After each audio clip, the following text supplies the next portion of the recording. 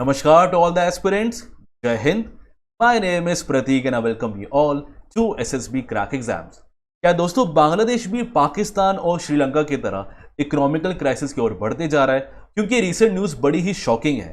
हाल ही में बांग्लादेश के पास अब इतने डॉलर्स ही नहीं बचे हैं कि वो अपने इंपोर्टेड फ्यूल्स का पेमेंट भी कर पाए। बिल्कुल सही सुना है आपने।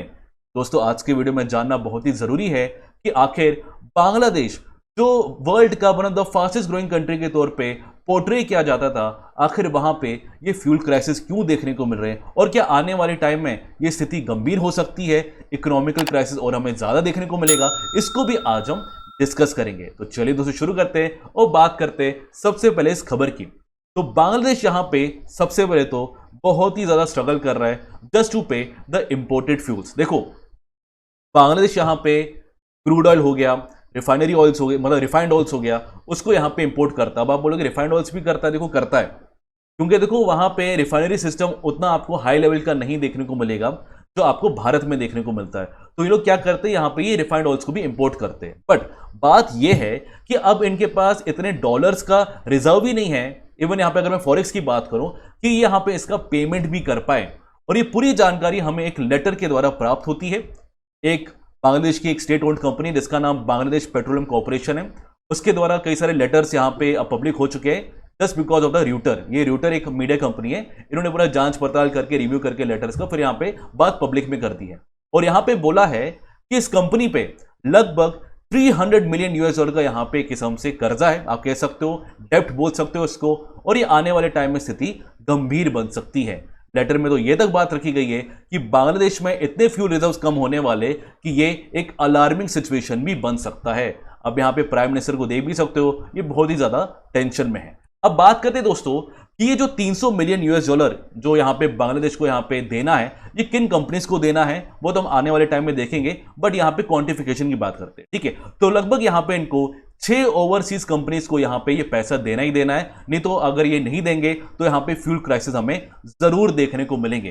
जैसे आप देख सकते हो कुछ यहाँ पे कंपनीज है, इन्होंने यहाँ पे क्या कर दिया है, जो सप्लाई है इसमें जो एक दर है उसमें कमी ला दी है। जो यहाँ पे शेड्यूल तरीके से जो सप्लाई किया करते थे, क्रूड ऑयल बेचते थे या फिर आपका रिफाइंड ऑयल बांग्लादेश को बेचते थे, उसमें थोड़ी कमी ला दी है, क्योंकि उनको डर है ना कि भैया यहाँ पे पेमेंट ही नहीं आ रहा, तो यहाँ पे अगर हम शेड्यूल वे में अगर यहाँ पे भेजते जाएंगे तो हमारा तो नुकसान हो जाएगा, तो थोड़ी कमी कर दी है। और कुछ तो ऐसी कंपनीज जहाँ पे तो उन्होंने यहाँ पे धमकी तक दे दी है कि अगर आपने हमारा पेमेंट नहीं किया तो हम यहाँ पे क्या करेंगे, सप्लाई को कट कर देंगे। तो बड़ी प्रॉब्लम बांग्लादेश में है, और ये सारा चीजें हमें यहाँ पे लेटर्स के द्वारा ही प्राप्त होती है। इस कंपनी का नाम है द बांग्लादेश पेट्रोलियम कॉर्पोरेशन। चलो अब यहाँ पे बात करते हैं, अगर बांग्लादेश में अगर आपका मान लो फ्यूल नहीं आएगा, यहाँ पे क्रूड ऑयल नहीं आएगा, यहाँ पे रिफाइंड ऑयल नहीं आएगा, तो यहाँ पे आपकी जो इंडस्ट्रीज है, फैक्ट्रीज है, वो कैसे काम करेगी। बांग्लादेश अपने एक्सपोर्ट्स के लिए जाना जाती है रिगार्डिंग गारमेंट इंडस्ट्री। अगर गारमेंट इंडस्ट्री में बिजली नहीं रहेगी, मतलब बिजली अगर नहीं रहेगी, इलेक्ट्रिसिटी अगर आपका यहाँ पे अच्छा काम करेगा नहीं, तो यहाँ पे एक्सपोर्ट का क्या होगा, बहुत ही ज़्यादा आपका यहाँ पे क्राइसिस आ सकते हैं। और ये लिखा भी हुआ है कि इवन यहाँ पे आपकी जो सरकार है वो पावर कट्स करेगी, ऑब्वियस की बात है, यहाँ पे एडजस्ट करने के लिए, और इसकी वजह से गारमेंट इंडस्ट्री का जो एक्सपोर्ट है बड़ा ज़्यादा हिट होने वाला है। और यहाँ पे इस बॉडी ने साफ साफ बोला है कि यहाँ पे हम इनफ इलेक्ट्रिसिटी जनरेट ही नहीं करते और यहाँ पे हम डिस्ट्रीब्यूट भी इसको नहीं कर पा रहे। क्यों? क्योंकि हम यहाँ पे पेमेंट्स में डिले कर रहे और बहुत ही ज़्यादा हमारे पास डॉलर्स की कमी है। तो ये एक वार्निंग सिचुएशन यहाँ पे इस डिपार्टमेंट ने दिया भी हुआ है। चलो अब यहाँ पे बात करें दोस्तों, यहाँ पे BPC मतलब बांग्लादेश पेट्रोलियम कॉर्पोरेशन ने बोला है, यहाँ पे सरकार को एक नसीहत दी है कि हम यहाँ पे अपने इंपोर्ट्स को और साथ ही साथ अपने यहाँ पे फ्यूल मार्केटिंग में थोड़ा सा यहाँ पे एक सुधार ला सकते हैं, ये चीज करके कि हम अपने डोमेस्टिक कमर्शियल बैंक को ये एक परमिशन दे दे, उनको परमिट दे दे कि वो जितने भी जो मनी सेटलमेंट है उनको हम रुपीज में करें। देखो यहाँ पे कई सारे भारत की कंपनी है जो यहाँ पे दोस्तों इंपोर्ट्स करती है बांग्लादेश में ऑयल में, जैसे हमारा इंडियन ऑयल हो गया, कई सारे आपको देखने को मिलेंगे, मैं नाम बताऊंगा। ठीक है, तो यहाँ पे बोला जा रहा है इस कंपनी के द्वारा कि आपको यहाँ पे अगर इंडिया से अगर आपको यहाँ पे सेटलमेंट करनी है तो आप डॉलर से मत करो, डॉलर्स की कमी है ना, आप रुपये में करो। अब देखो इससे हमारा भी फायदा होगा। देखो हम तो ये चाहते ही चाहते हैं कि जो हमारा जो डोमेस्टिक रुपी है, जो हमारा करेंसी है, ये क्या हो, इसको हम इंटरनेशनल लेवल पे ट्रांजैक्शन के तौर पे इस्तेमाल करें, डॉलर्स में ना करें। ये SBI भी बोलता है ना।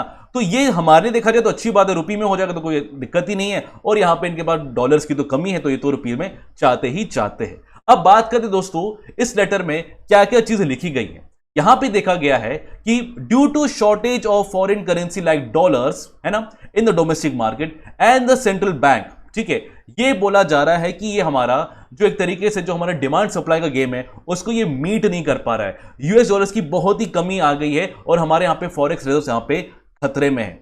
बोला ये जा रहा है कि commercial banks are unable to pay import on time, और यहां पे बोला जा रहा है कि यहां पे दिक्कत हो सकती है। ये एक बांग्लादेश की पेट्रोल कंपनी, जैसे हमारे इंडियन ऑयल है, हमारे यहाँ ओएनजीसी, वैसे ही वहां पे आपको एक कंपनी देखने को मिलती है। तो बहुत ही खराब स्थिति है। और यहां पे क्या क्या चीजें देख लेते हैं। यहां पे बोला जा रहा है इस लेटर में एक बहुत ही बड़ी वार्निंग है। देखो अगर यहां पे बांग्लादेश ने काम नहीं किया, तो वैसे अप्रैल का लेटर है, ठीक है, पिछले महीने का ही है, तो अभी आपका रिवील हो गया। ये बोला जा रहा है अगर यहां पे हमने अपने इंपोर्टेड फ्यूल्स का यहां पे पेमेंट नहीं किया इन अ वेरी शेड्यूल फॉर्म में, अगर हमने इसको मैनेज नहीं किया, तो आने वाले टाइम में हमारा जो यहां पे डिमांड सप्लाई गेम है ये डिसरप्ट हो सकता है और हमारे पास फ्यूल रिजर्व्स की बहुत ही कमी पड़ सकती है। अलार्मिंग सिचुएशन देखने को मिल सकता है। और पता है ना, देखो ये तो पूरा इलेक्ट्रिसिटी है भाई।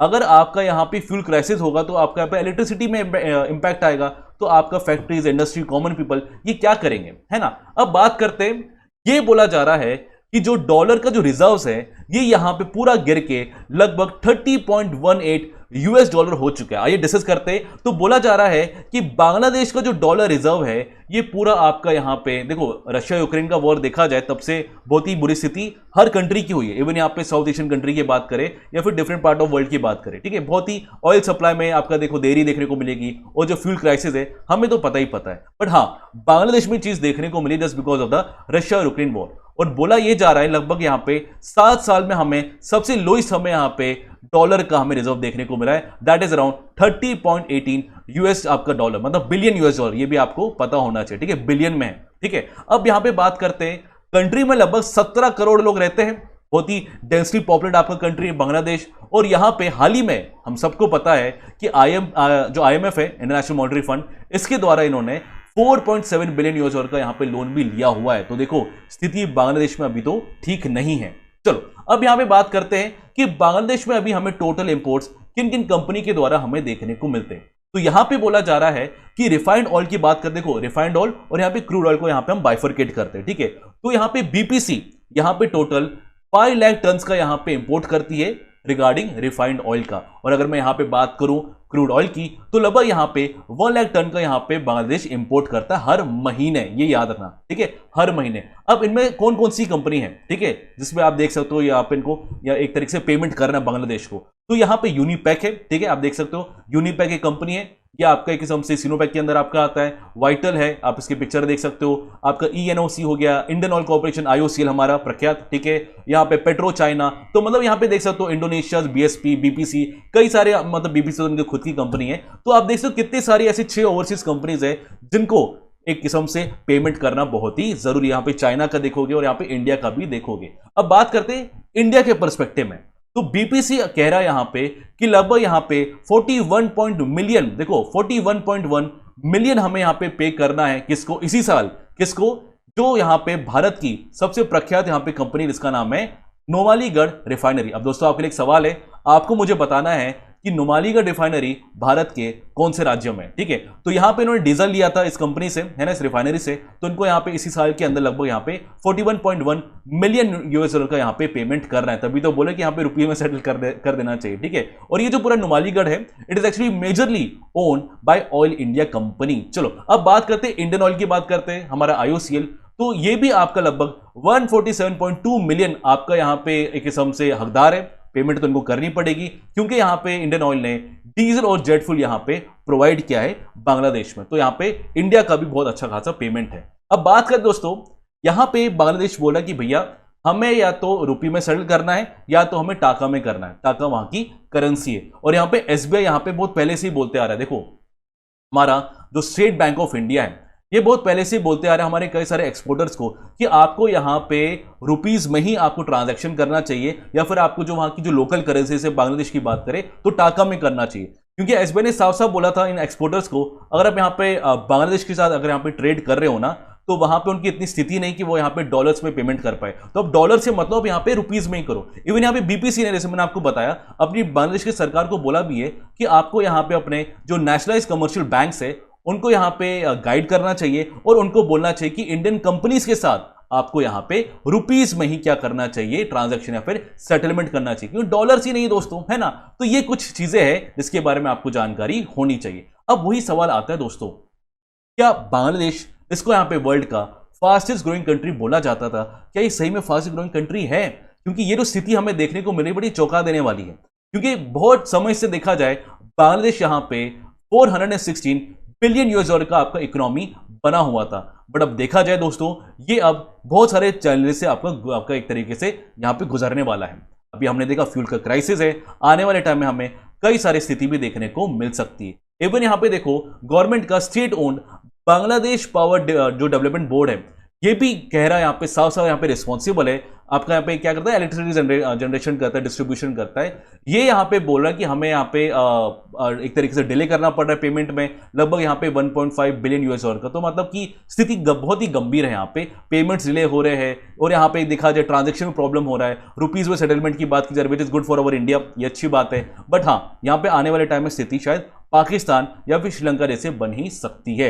आई होप दोस्तों आज का वीडियो आपको बहुत ही इंफॉर्मेटिव लगा होगा, और यहाँ पे अगर आपको पसंद आए तो आपको सबसे पहले तो वीडियो को लाइक करना है, जितना हो सके इसको शेयर कीजिए और चैनल को सब्सक्राइब भी कीजिए। दोस्तों अगर आप यहाँ पे एसएसबी इंटरव्यू की तैयारी करना चाहते हो तो एसएसबी क्रैक एग्जाम हमेशा इसके रिगार्डिंग कोर्स लाता है बहुत ही इफेक्टिव अफोर्डेबल प्राइस में।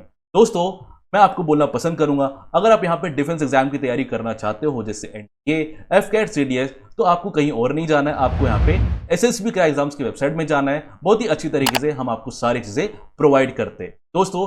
बट डोंट फॉरगेट, अगर आपको हमारा कोई भी कोर्स अवेल करना है तो आपको यहाँ पे क्या करना है, आपको कोड वॉरियर 10 लगाना है और आपको यहाँ पे इससे 10% का डिस्काउंट मिलेगा हमारे कई सारे कोर्सेज में। तो गाइस मैं इसी जज्बे और जुनून के साथ मिलता हूं आपको कई नए टॉपिक के साथ। Till then bye take care दोस्तों, जय हिंद। अगर आप एक डिफेंस एस्पिरेंट हैं और एसएसबी इंटरव्यू, एनडीए, सीडीएस, एफकेट जैसे एग्जाम्स के लिए प्रिपेयर कर रहे हैं तो आप एसएसबी क्रैक एग्जाम्स के कोर्स को चेक करना ना भूलें। आप हमारी लर्निंग एप्लीकेशन को गूगल प्ले स्टोर से भी डाउनलोड कर सकते हैं।